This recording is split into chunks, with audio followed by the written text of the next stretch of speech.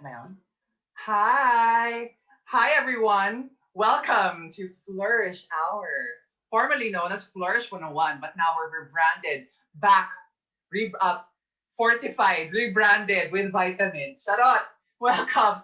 Ngayon, for everyone who's watching, you six people who are watching, salamat sa panonood. Um, wait lang, hintay. Hello to the six people who are watching. Paki-share lang ng video na to so that more people get to watch this Flourish Hour for tonight. Our conversation will really be about sex and wellness and the connection of well-being and really having a healthy, holistic life with our sex and sexuality and with knowing the pleasures of our body. So for people who think that this is a kind of conversation that you're interested in, please share this video, share this with your friends, watch this, stay tuned because we have a special guest tonight. She is a dominatrix extraordinaire, and we're going to be meeting her in a few moments. So, paki-share lang ng video. Salamat sa 15 who are watching. Thank you. Now, okay. So, what we can do is I'll be introducing our special guest for tonight. Uh, Her name is Domina Chase, and she's the founder of Humanistic BDSM, a BDSM sexuality philosophy centered around the validity of desires and using those desires to help individuals reach self actualization. I love it. Using those desires to help, she spreads the word of humanistic BDSM through writing, workshops, and performances. Her diverse experience as a corporate trainer, sexuality educator, stand up comedian, and burlesque performer means that you laugh as much as you learn. I love this. Domina Chase uses the pronouns she, her, or that bitch. I love that. Anyway, as in who does that bitch think it is. You can learn about her and her style at dominatrace.com, Humanistic BDSM Facebook group, and most other social media platforms. So let's all welcome my special guest for the first episode of Flourish Hour, Domina Chase. Hi, Domina. Hi, everyone. Thank you for being here. I'm super excited. Oh, you want me to shake? Yes. Hi, I'm very excited to be here, and so are the girls. Yes. Oh, thank you for the girls. We appreciate the girls. Very welcome. Now, I guess we kind of want to start this conversation with talking about something that is important to the both of us, which is our pronouns. Earlier, we mentioned something about Yes. your pronouns. What are your pronouns, Domina Chase? So I do. So the comedic version is she, her, and that bitch.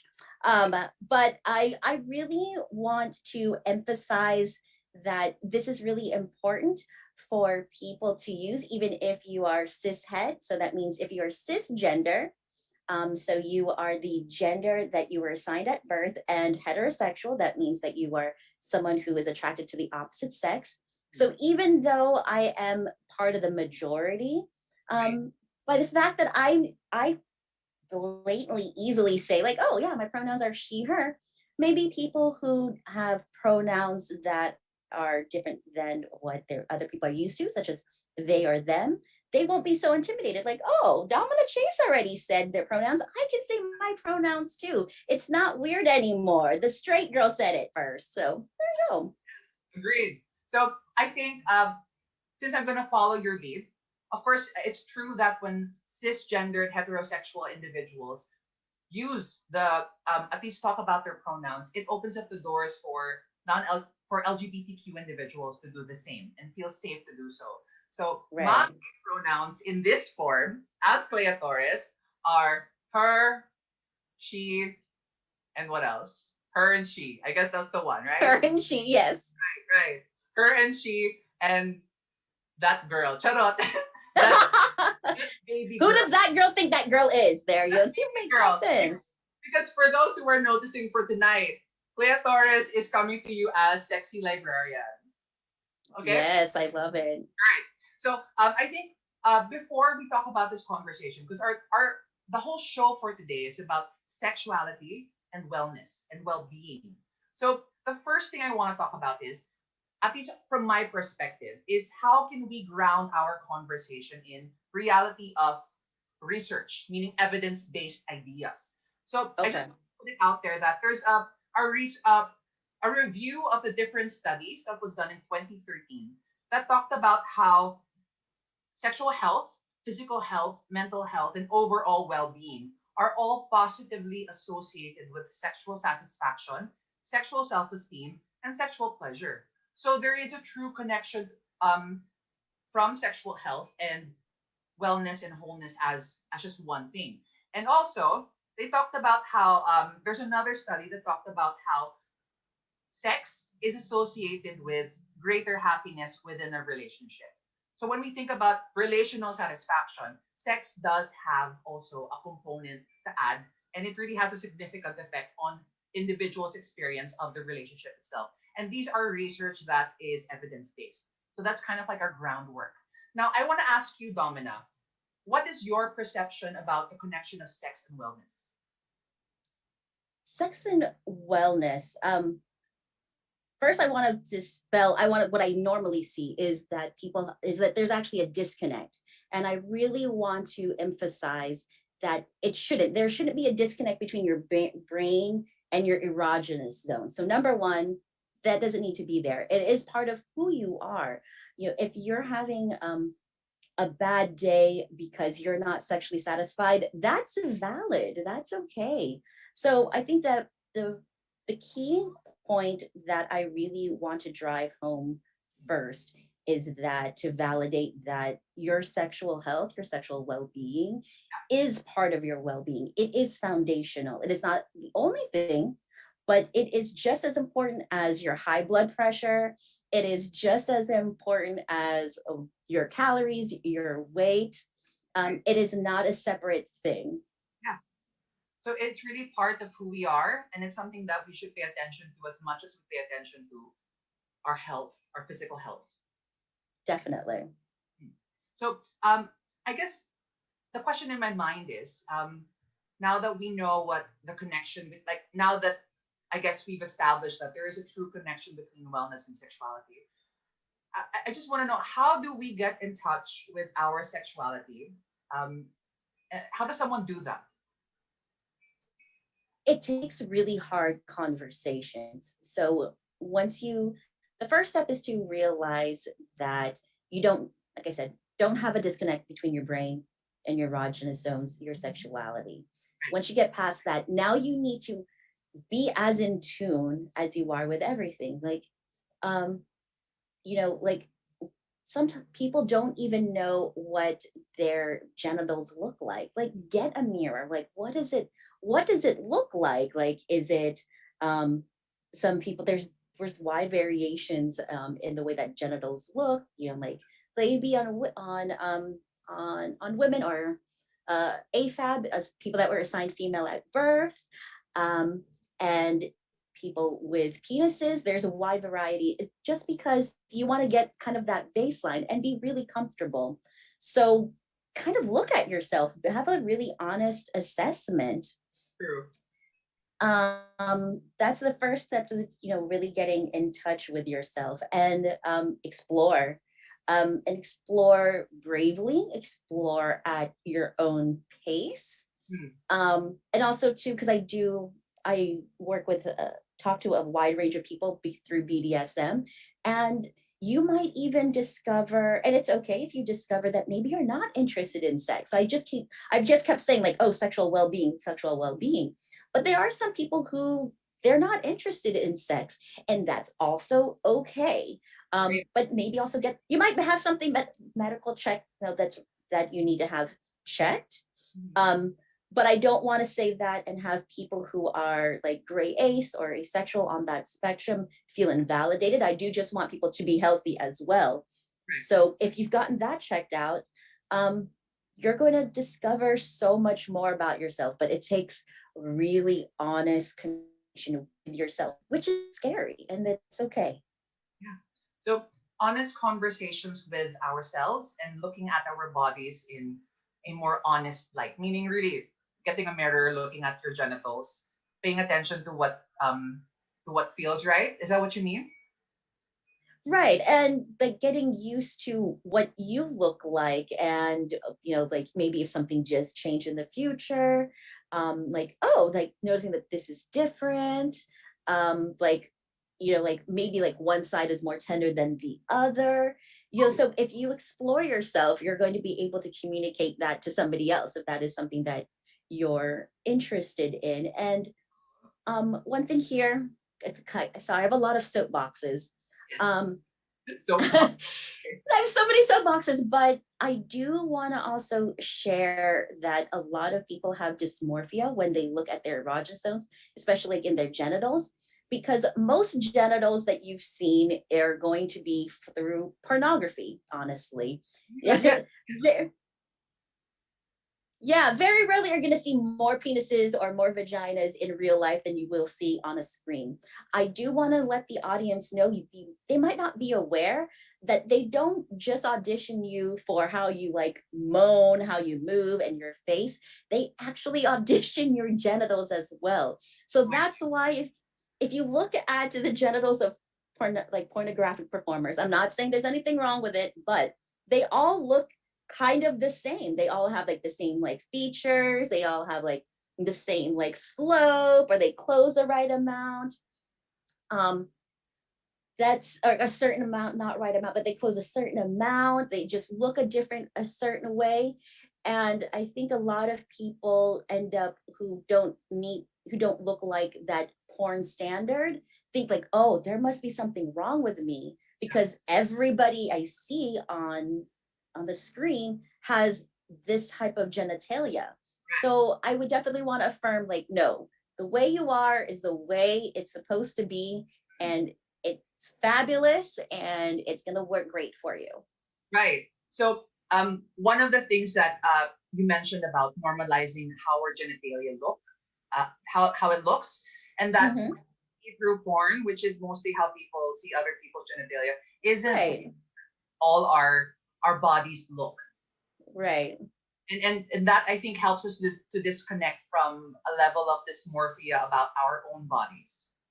right. And I certainly can't blame people because it's not like we go around like looking at people's genitalia every day.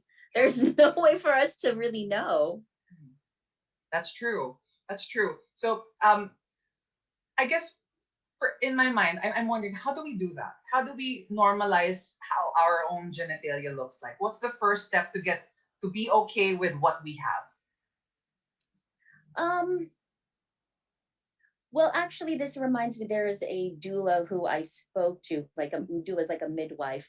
And she was saying that one of the first things that she always did with the women that were giving birth is like when she would like kind of do a general inspection, she would say like, oh, that's normal. Oh, and look, and she would point out different features like, oh, this labia is a little bit lower than the other. Oh, that's perfectly normal.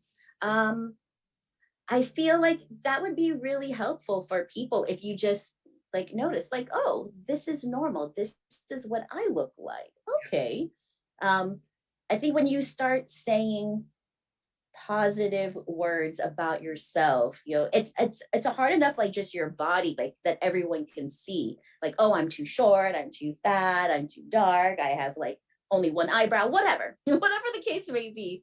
Um, we already feel uh awkward about that whenever we don't meet some ideal standard, but then when it's your genitalia, it's so personal to you, and it's not something you can even easily change. You can't there's no exercise for like the outside of your vagina Oh yeah, to no. to improve the aesthetics. It just doesn't exist. It doesn't exist. So you just have to keep saying to yourself like, this is normal, this is great, this is my body. Right. So it's a level of acceptance. This is my body. This is how it looks like. Right. Um, Definitely. Now, I want to say lang to the 25 people, kanina medyo naging 30. Thank you for joining us, to all our viewers. We're so happy that you're here. And I just want to Definitely. I want to encourage everyone who is watching. If you have any questions in mind about our topic or to our special guest tonight, please feel free to write them down in the comments and then we will get to them. Sobrang natutuwa ako now you're all here joining our conversation. So thank you. Right. Thank So you so much. I already have one friend that shared on their page. Thank you so much. Love it. and I see people here. Kanina I saw someone Therese Ocampo Rigor. Hello. Thank you for watching. Okay. So I think one thing that before we did this show kasi, we did a short survey. We asked individuals, Okay. 18 individuals, to a few questions that we asked them through a survey. And one of them is the questions are um, low libido connected to having low self-esteem? We ask, do they feel confident in the body that they come up in their body when it comes to sex? So I think for do they feel confident in the body when it comes to sex? The median is 10 or 18 are in agreement. Two. So I'm guessing that most of them are in agreement with the confidence in the body. Um, Hmm. all right, so I'll just go through it later. But I think one of the things I want to ask, other than knowing your body, um, Yes. you talked about knowing where our zones or erogenous zones or pleasure zones are. How does one go about doing that? Self-exploration, masturbation. So also too, so I had been talking about erogenous zones because that's normally what people pick up on. Right. But I would really encourage everyone just start from head to toe. Some people have really sensitive earlobes, they have sensitive neck. Um, really explore your body because your entire skin is one giant sensory organ. It is one. It's it is just as valid of a sex organ as anywhere else. So I think that that is something that we don't encourage enough, or we do encourage masturbation, but more as a it's more just like a vehicle just for orgasm, and it shouldn't be that. Like, even if you do touch yourself and explore yourself, if you don't reach orgasm, that's okay. It shouldn't there's it's a there should be times where orgasm is the point, that is what you want, and that's okay. But if you're more trying to get in tune with yourself, it should just be more about collecting information about you and not necessarily orgasm, just like, oh, hey, this feels nice, I didn't expect that. Or like, I like it when I touch myself, I would recommend, like, first with your hands, or maybe with like scarves, something like just easy around the home. Right. um like something like more hard, like, what, like, oh, I didn't know that I liked my ribs tickled.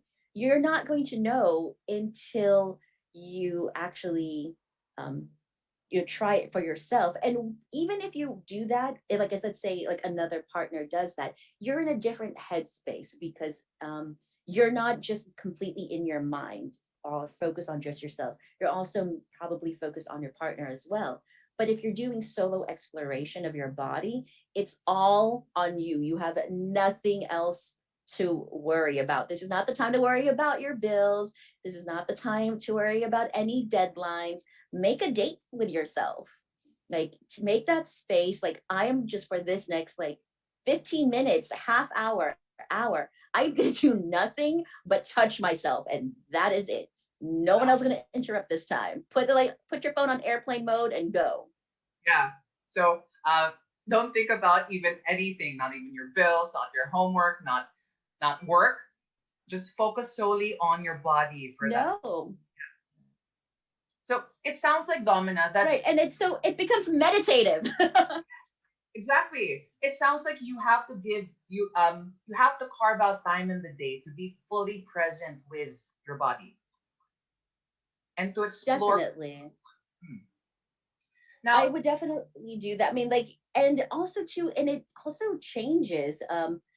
I would recommend doing this like on a continual basis.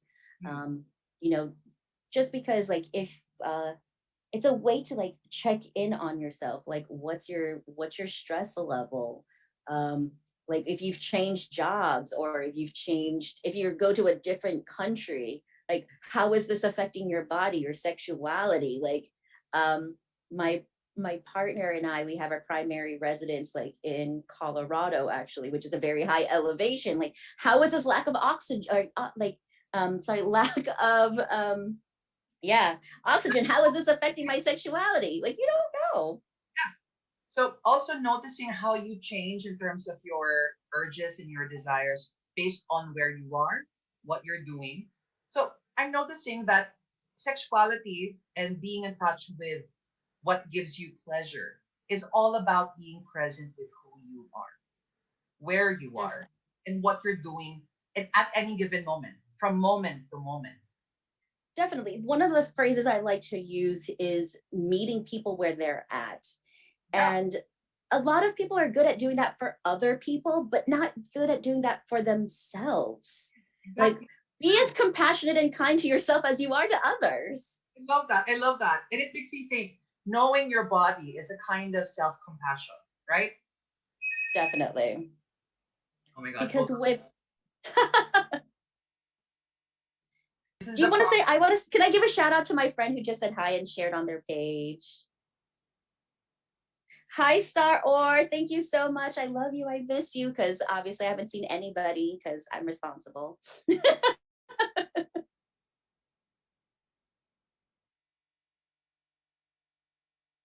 I seem to have lost audio. Yeah, I'm sorry. Oh, okay.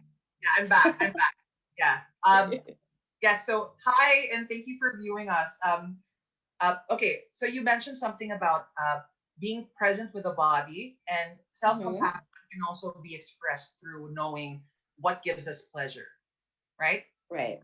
Okay. Now, I think one thing that I also wanted to discuss, which kind of came up during the survey that we did previously, is the individuals who responded, 18 of them, they mentioned that for them, the experience of sex does not contribute to their overall wellness. Meaning, out of Hmm. 3 out of 18 individuals did not agree. So it makes me wonder what are your thoughts about that? That people responded that sex experiences are not contributing to overall wellness. I I feel that one, it's still valid. It's still Yeah, okay. That's you're gonna hear me say that all the time. It's valid. It's valid. But I would want to encourage them to do more research and maybe because it's if they already have a high satisfaction with life, it could always improve if they don't have the best. That's a great way to improve it. Because I think that it for me, see, that's where it really drives home that disconnect between your sexuality and the rest of your life. Like we treat it as it's like this small thing that happens like in a dark bedroom and it doesn't impact anywhere else in your life. No, it's um yeah, it's I guess I feel more concerned. Like do some research. Like I want you to enjoy life. Like you should be beaming right. about it. Like even and I don't even mean it has to be partnered sex. It could just be like you're having a great time on your own. That's fun Yes, too. yes, yes. But it makes me think about how do people respond, or how are they different when they have really good sex? When people have really good sex, because it becomes when you think about your self-esteem, Yeah. it shouldn't be just one thing. Mhm. I'm sure that we've all encountered people who they have invested their entire self-esteem and well-being and their self-worth, I mean, in one thing. Like I'm in graduate school, so like there's some people who their whole identity is just being a student and getting good grades. Yeah. And then the moment that they don't perform to that level, their world is destroyed because that is the root of their entire self-confidence. Yeah. Now, I'm not saying you should root your self-confidence only in sex. I mean, you can, again, it's valid, Yes. but I love it. Yes. it's another thing that can give you self confidence. It's okay, to say that, and it can go back and forth. Like, hey, you know what? I am really good. I'm a really good student. That's okay. And Yes. like that could give you confidence in bed. You know what? I researched this. I learned how to do XYZ, or Right. I'm a really good, let's see, accountant, like I'm really good at catching details. Like, so you can parse out these different parts of your life and put them into sexuality. And then now your sexuality, the things you're really good at, like, let's say again, attention to detail, with oral sex, like you're really good at attention to detail and performing oral sex, then you can bring that confidence of attention to detail to your accountancy. It Yes. doesn't have to go it that that skill doesn't have to just inform one part of your life. It True. can inform all parts of your life. If you Yeah. think about it, like, think about sex like as a hobby. Again, attention to detail. That accountant might be really good at art because they will paint every single little fucking petal, and now their art is amazing. So I think that's something that people don't think about. Like, they just think like, oh, just sex is sex. Like, no, sex is actually a collection of small different skills to they just make up one experience. Like, you're like, there's a reason why, again, let's go back to accounts. Accounts are not interchangeable. Like, there's some better that are others, some better who are better with corporate, some better that are better with nonprofit. That's why they specialize, and you're going to be the same type of sexual being. There's some things that you're really good at, some things you're not, and that's okay. Oh my God, yeah. So you don't have to be good at everything that has to deal with the bedroom. Right. And I love that idea. What you're good at outside of the bedroom can be a source of confidence for you to bring in your interactions in intimate moments with other people. That, for example, for me, I think I can pride myself in being able to listen to other people. Mm-hmm. And that's paying attention to other people's needs. And if I bring that to the bedroom, that I can listen to the body of my partner, that I can listen to what makes them feel good, and Right. be sensitive to their reactions to what I'm doing. That can add to my capacity as, let's say, a lover or someone in bed. So when you Exactly.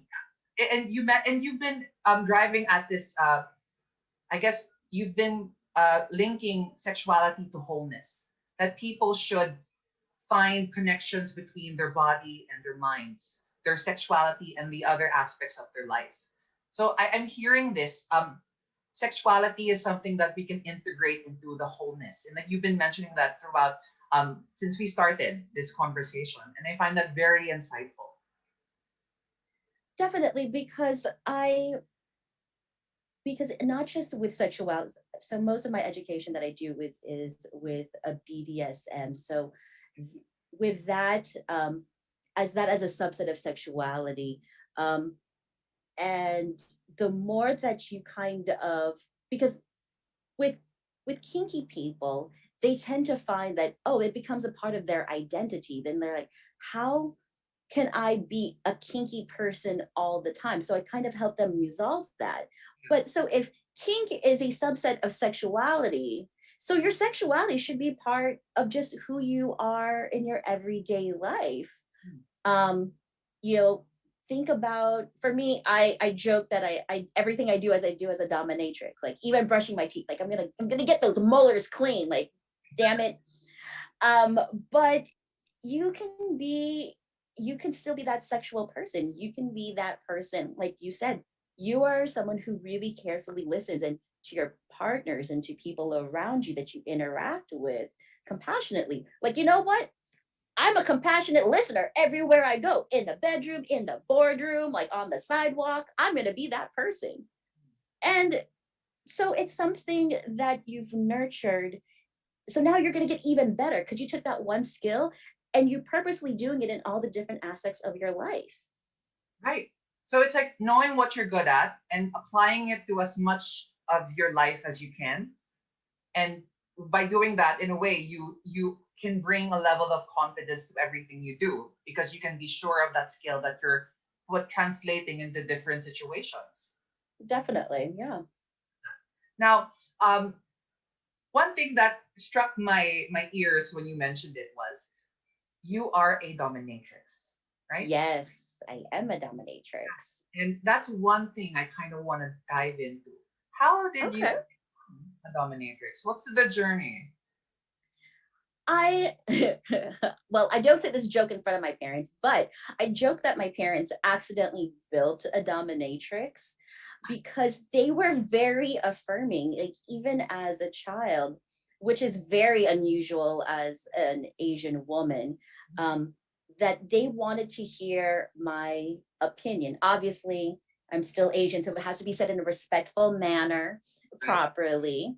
But my opinions were listened to, were valid. Like I was asked like what my opinions were, what is it that I want. So I learned at an early age to really listen to it. I mean, I didn't always get my way, but I think that's a skill that I've even had to help people explore. You know, like I joke that I'm a dominatrix because if you ask me what I want to eat, I will have an answer for you. I know what I want to eat. You know that, oh, that classic like, oh, what do we eat? I don't know, whatever you want to eat, honey. Like, no, what do you want to eat? No, what do you want? Like, no, I have an answer. I might not get it, but I know what I want. Yeah. So it starts out that basic. So I really lucked out that way. And I think that it's a good skill for just anybody, not just for people who are a dominatrix. But if you, but I feel that is one of the basic skills you need to develop if you want to become a dominant is be in tune with what is it that I want. I Right. want. Right. Not what people think I say I should want, not what society expects me to say that I want. What is it that I want? Exactly. Yeah. Um, And it's scary for a lot of people. And I understand. yeah. So you mentioned that your family had raised you to be aware of what you wanted for yourself. Mm-hmm. And it makes me think about what you mentioned, how we can discover our bodies and our sexuality by finding out what we like, what gives us pleasure. Um, Definitely. and that is carving out time of the day to be present with yourself, not think about your bills, not think about what you're going to be eating after you're done pleasuring yourself, but to be fully present with what's going on as you are discovering and touching and exploring your body. And that all comes to like the root of what do I want? What do I like? And that seems to be the path that led you to become a dom, right? Yes, definitely. So what was that? What happened after? Like you grew up being a woman who knew who she was and what she wanted. Where did the how did the path take you to being a dominatrix? Well, so in my everyday life, I think you're not surprised. I'm already seen as like very domineering and bossy. Yeah. However, people would be surprised that I still have to tone it down. I need to play nice. That's Mhm. why I wanted to be a dominatrix because I want to do whatever the hell I wanted. I don't want to have to listen to, I don't have to like want to be polite. I don't want to have to say please and thank you if I don't want to. I don't want to have to take people into consideration. Like you can't do that in real life. Like you Oh, can't you yeah. can't actually be like that. So that's why, you know, a lot of people are surprised actually when they find out, like when they know me just professionally, and then they find out that I'm a dominatrix. They're like, oh, well, you're already in charge of so many things. Like, I figured you'd want to be more submissive so you can like release all of that burden. I'm like, no, the burden is I'm being too nice. You think this is mean? You have no idea. I'm struggling to be like polite and fit into society. This Yeah. is my way now. Like I can be as picky as I want. And it's my right when I'm Domina Chase, so, you know, and with a person that I have an accepted dynamic with.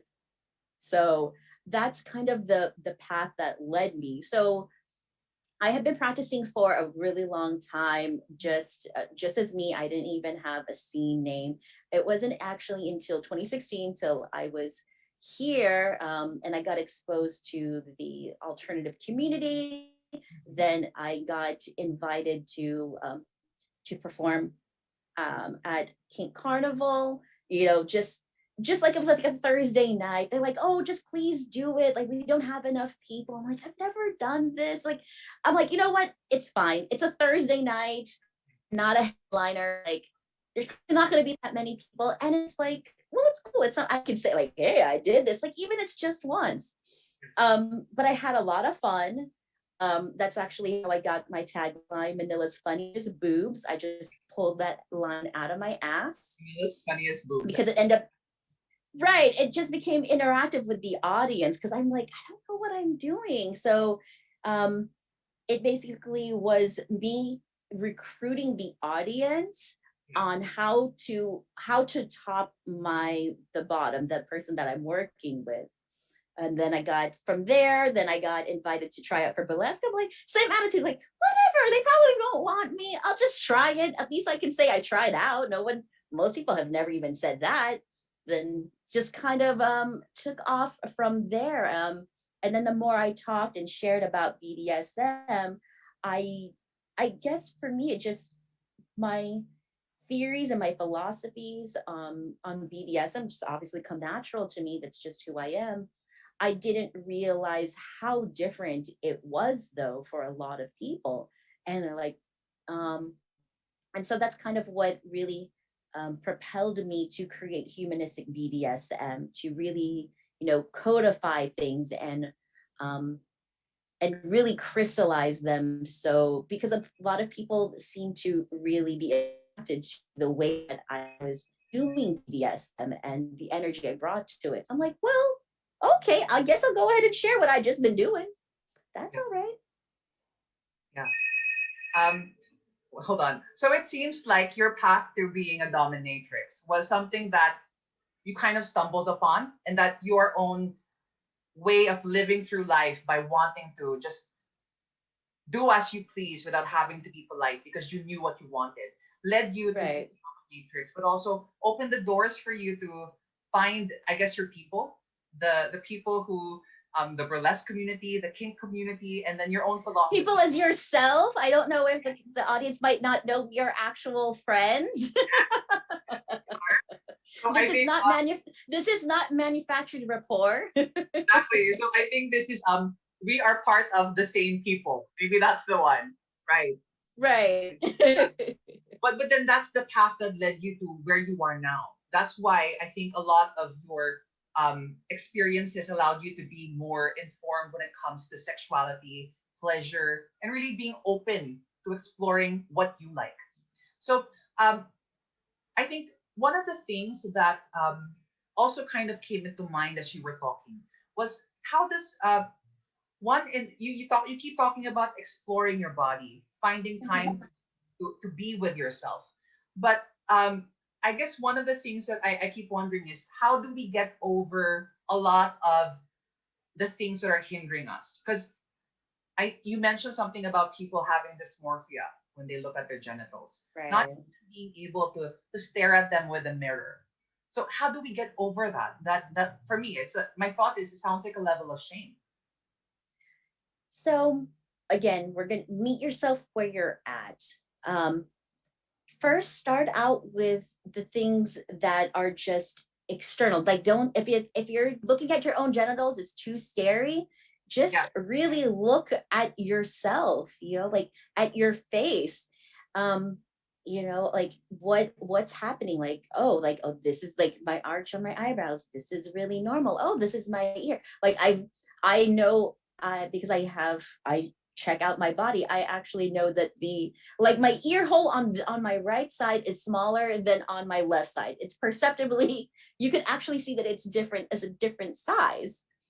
Um, so I think that's where it starts with is just what do you accept about yourself, and start there and build on that. Like if all it is like, hey, I really like my hands. Yeah. Cool. Like, do you like your forearm? Do you like your elbows? Like, let's build on that. Love that. Right. So to overcome the shame when it comes to a very honestly, our culture, and especially in the Philippines, the Catholic culture, has a lot of shame when it comes to sex and sexuality. Yes. So to overcome that level of shame for an area that is so stigmatized, start with the Hmm. parts that do not have the same shame or stigma that you can be. Right. So if it's, let's say, I like the way my nails are shaped, which is a personal thing. I like the way my nails are shaped. Maybe that's Right. right. And then that can you can grow you make that grow so that it includes your hand, maybe your elbows, maybe and then you get warmer and warmer till you get to your genitals. Right? Right. It's your own personal journey. I think that's something that's difficult um, in this culture is that a lot of the information and media that is out there is produced for a Western audience who they're extremely comfortable with it. So like I know like people like for me like this is like no big deal, but a lot of my friends they don't judge me, but they're like, oh my gosh, I can't like I don't know where to look. Like I wish I could do that, but I don't know what to do. But for me, like this is it's a Wednesday night, like whatever. There's no big deal. This is how I just hang out with my friends.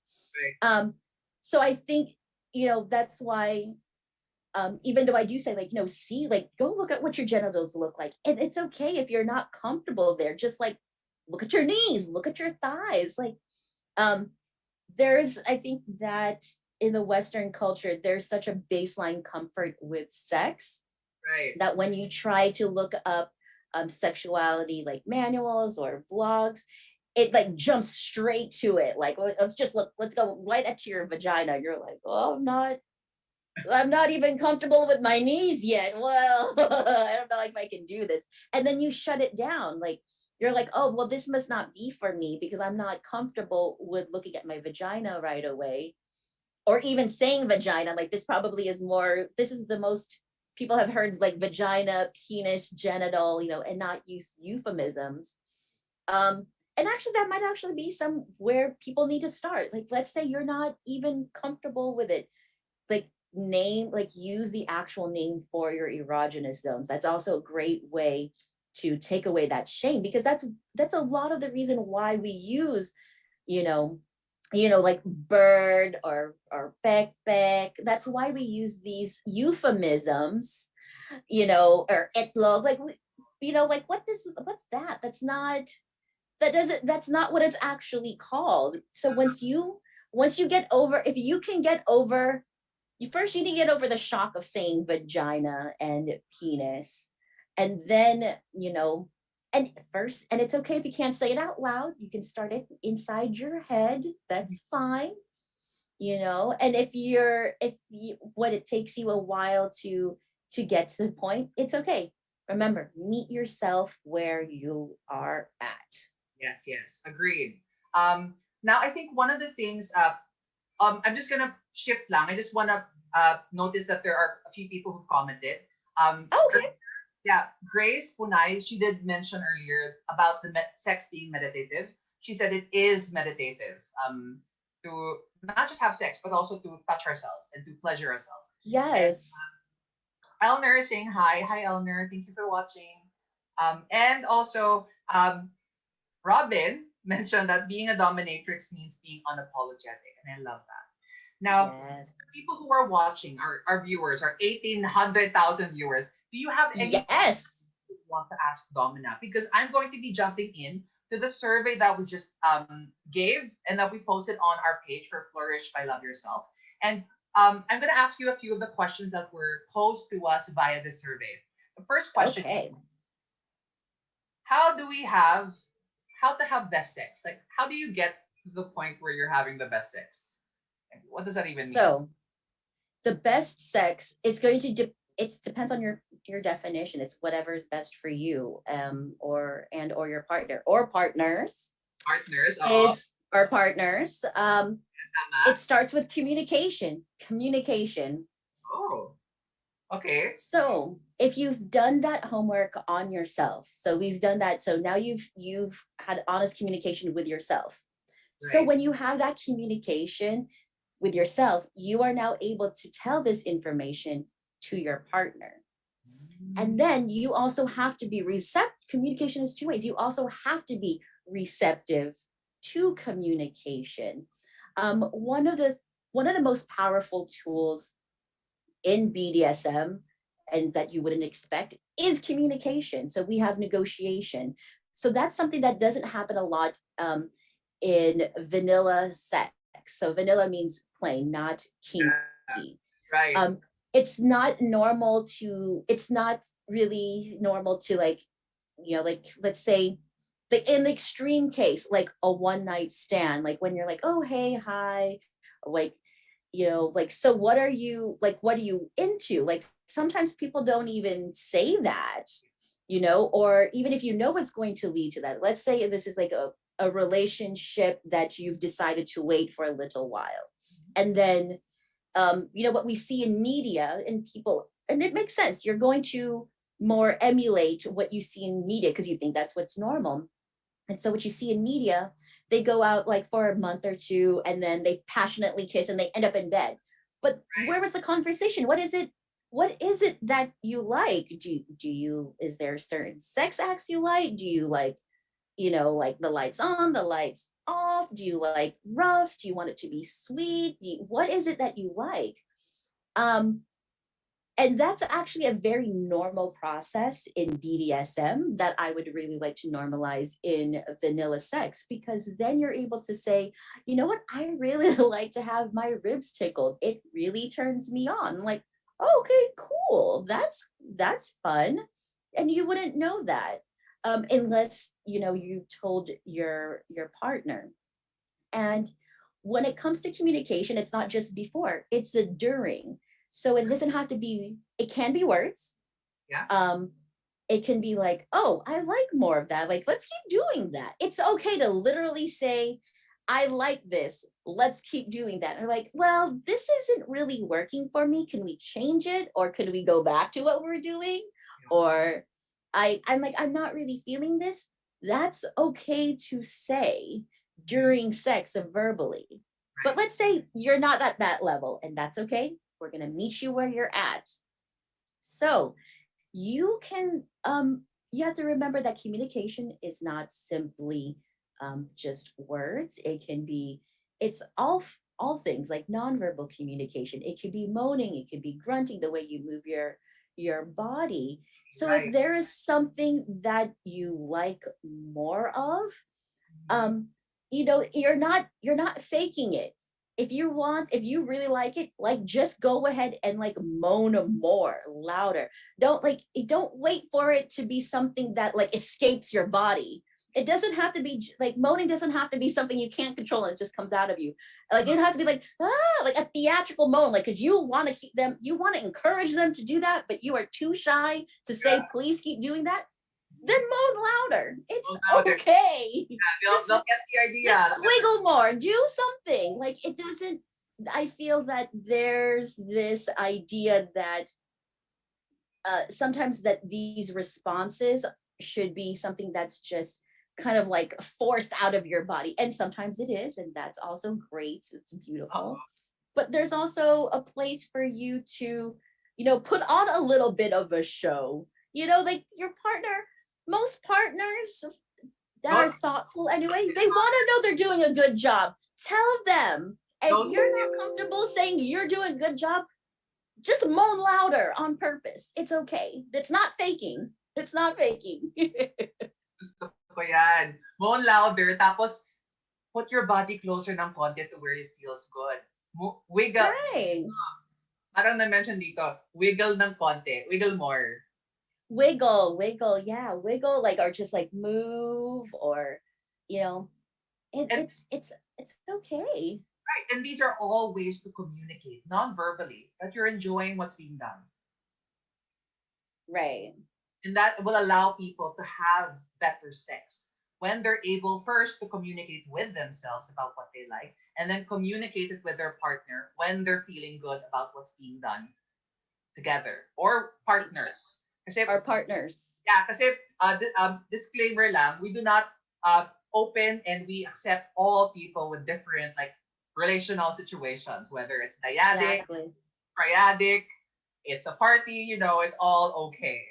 Relationship anarchy, like everything. We're good with it.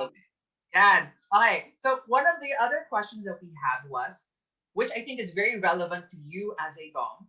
how do we say no when we're already uncomfortable with what is happening during sex? Again, gonna go back to negotiation. Hmm. Um, is that part of BDSM negotiation? Is that we tell each other ways how we can say no. Right. So me personally, when I do BDSM, I use a stoplight system, um, green, yellow, red. So Hmm. red means full stop. I don't want to do this. I'm going, like, we need to, like, the scene is going to end. Yes. Yellow means, hey, I want to keep going maybe, but I just need you to check in with me. Like, something's not right. I don't feel good. Check in with me. And then green means, hey, we're great to proceed. It's usually we use that like after someone has said yellow. So it's positive consent to continue. So Okay. you want positive, enthusiastic, continual consent. So how do you apply this to vanilla life? Because again, this is not something we're used to. So you can actually use that. Why not? So one, first of all, you can use that in vanilla sex. Mhm. Use it. But um, I'm going to share a personal experience, if that's okay. Like, it was the first time that I had explored um, being having sex with someone who I wasn't in an intimate relationship with, like just a friend. And I was really freaked out. I was much younger. And I just told them, hey, I'm going to reserve the right to say no and stop at any point. Okay. Be like, when I'm driving to your house, at your doorstep, once I'm inside your house, once we're naked, once like, your our genitals are out, once like there's insertion, like at any point, I'm going to reserve the right to say I'm not comfortable and leave. And they were like, yeah, of course, that's perfectly fine. I completely understand that. I'm like, oh, okay. And having that conversation actually really made me comfortable, and I really enjoyed the experience, even though it was terrifying for me because I wasn't used to it. So I think that just being able to say that will give you confidence of what's happening in the situation. Like, oh, this person really does affirm my right to say no and the right that I have to my own body. But it also takes away that pressure of saying like, oh, I don't know if I can say that because they already told you, oh yeah, no, that's fine. You've already discussed it. So it feels really awkward. It feels weird, but you know what's more awkward? What's more weird is having something happen to your body that you don't want. And I'm not victim blaming. I don't want anyone to think that. Um, but I do understand that sometimes you end up in a situation that is less than ideal for you because you don't want to be rude, you don't want to be mean, you're embarrassed. Because it's different, like you're already very exposed. Like I'm going to assume like a worst case scenario is like just, not that they're assaulting you, but um, let's say there's just like some random like smell and it reminds you of an ex-boyfriend that you hate. You're like, okay, I don't want to do this anymore. I need to stop, you know and you're already naked. So you already feel really vulnerable. That's a lot to ask of someone in a very vulnerable moment to now have this conversation. So have this conversation before you have sex, when you still have your clothes on, when you're in a neutral setting. Just be like, hey, just so you know, this is what would make me comfortable. This is how, like, I want to make it clear and like, hey, I might want to change my mind. I want us to have a way to communicate that either one of us can change our minds at any time. So it's easier to do this or have this conversation at the beginning or even before. Yes. Tell the individual that you're having a sexual encounter with that at any point in time, if you feel uncomfortable, you will, like, just telling them, I will be open about expressing that to communicate it. Right. Right. And not only express it for yourself, even like say it to your partner, say to the person or persons, hey, if at any time you don't feel comfortable, you can tell me, okay? It's I'm going to be okay with it. Right. So the same thing with like the whole communication thing. I always recommend try to do the communicating part outside of the intimate situation when there's not so much high emotions or hormones that might cloud your judgment Yeah. or that or make you feel uncomfortable or vulnerable. To be make that agreement before, not during, Yes, because it's harder to deal with. exactly. So another question that we had is, how do people deal with performance anxiety? So performance anxiety, um it really depends on the person. What I'm going to go back to is those skills, Right. is focus on the things that you're good at, Mhm. and you can communicate that to your partner. Like maybe you're not great at hand jobs, but say, you know what, I'm not good at hand jobs. I don't really like those. Because if you had, so we go back to, we're going back to that very first step, communication. Like tell people. So if you have performance anxiety, Right. kind of stick, first, if you're not used to this partner, kind of stick to what you know you're good at first, Yes. and then add more things to the end. So Right. like, the hand job might be a bonus, or let's try it. But if the whole sexual experience is just a hand job, you are setting yourself up for failure. Why would you do that? And some people do that. Like you're setting yourself up for failure at that point. So But yes, yes, you were saying. and also too, a lot of the times that when I hear performance anxiety, this might be my Western brain, but when I hear performance anxiety, I tend to more hear that from males Right. about not being able to perform, their virility. Maybe they have problems like with like erectile dysfunction or premature ejaculation. I think when you think of sex as not, I guess again, this is more kind of like the heteronormative or like penis centric sex. Right. Um, um, is that, remember, like the penis is not the end all be all of sexual experience. There are other erogenous zones. Like, okay, so you can still have sex. Like, let's say if you do have erectile dysfunctional problems, you can still find ways to please your partner. Talk to them, communicate with them. And even if you might really, as a person with a penis, like you might still really want to be touched, but like let's say for whatever reason you're not able to ejaculate or you don't get hard, just say that to your partner so that they don't feel bad. Like, I still really enjoyed this experience. I still enjoy being intimate and sexual. And even if I don't achieve orgasm, even if I don't get hard, or even if I come too fast, I you know that's like ejaculation and orgasm is not the end of sex. It is a part of sex. It is not the whole goal of sex. It is not the end goal of sex. You can keep going. I you love that. know Keep going. you can keep And going. You can keep also going. know that there are other parts of your body that you can pleasure or you can find pleasure from. Like for example, for many of us in the community who enjoy anal, probably, Right. right? Yeah. Exactly. Or as the commenter I just saw, pwede mo rin gamitin ng paa kung gusto mo. Right. Exactly. Some people, that's why if you're really honest with yourself, like some people find feet to be extremely erotic, True. then that's okay. And you never know with people, like instead of letting that be a limitation, like, maybe that partner is not the right sexual partner for you. There's this idea in kink of cock warming or dick warming, like putting a soft penis like in between your legs, like in your vagina or your ass or in your mouth. Like they're happy even when it's not hard.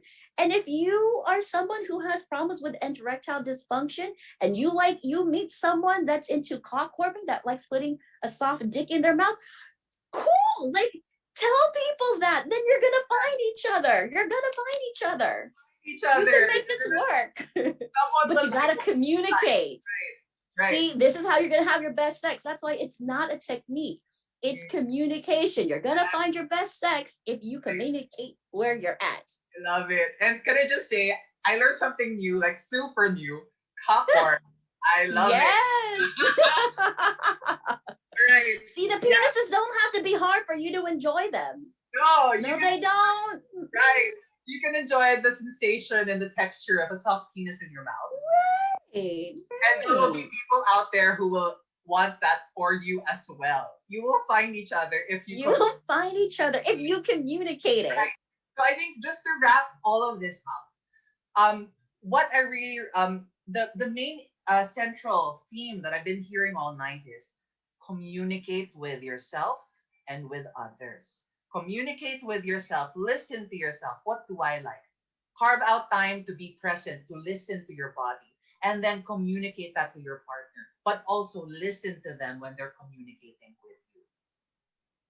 Right? And in a bigger part, because we were talking about well being, Mhm. that's how you achieve well being as well. Communicate with yourself. I love What it. do I want? What type of food do I want? Like what do I like for me, I just decided like the other day, you know what? I am too old to eat ampalaya. I'm too old to force myself to eat that. I don't want to eat it anymore. I'm too old. I don't I've eaten enough. I've earned the right to stop eating ampalaya. Tama. Okay. Okay. Like so, you know, be honest with yourself. Like you can communicate. Like, what I need for my well-being is I really love music. I want to make music. That's part of your well-being. Right. Like what is it? So if you can communicate with yourself with your body, Mhm. you can communicate yourself more with like your mental health needs.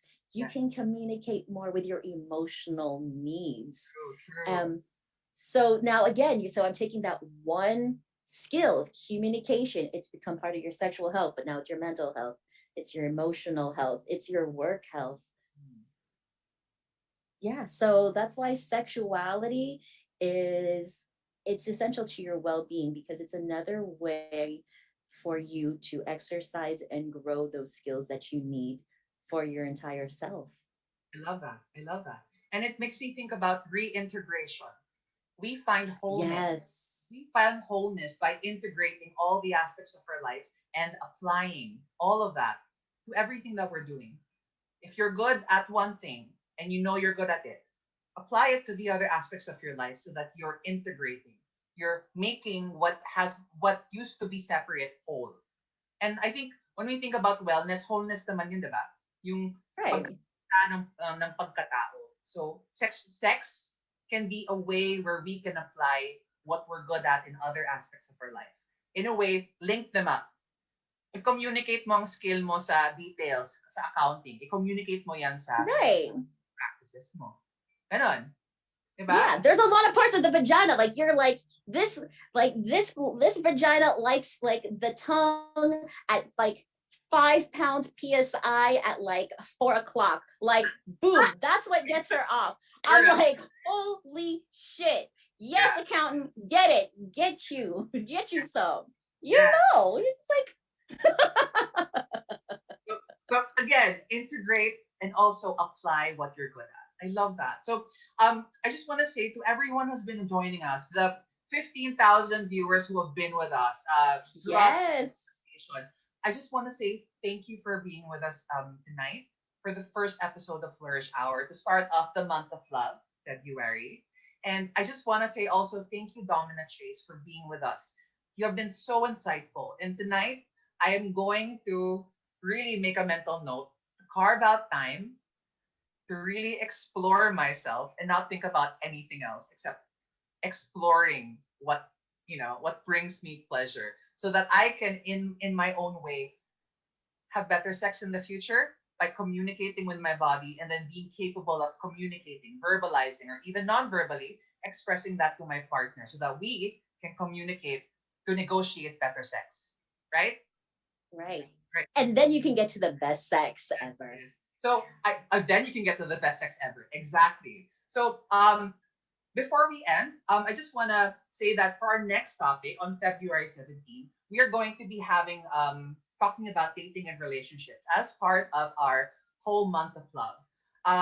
And I just want to tell Domina Chase, you have been wonderful. I love you, and Thank you're you so, so much. I love you too. you're so beautiful. And I'm happy that you brought yourself and your hoo-has. Thank you. And I brought my girls. Yes. Hello. Thank you. My And girls haven't had attention in a while. It's been a while since people yeah, have seen them because of quarantine. I don't get to perform anymore. I So, see them.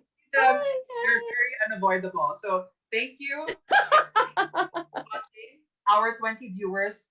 Thank you so much. We love you and we all want you to flourish and explore your body, communicate with yourself, find the time. And thank you, Domina, and thank you to everyone watching.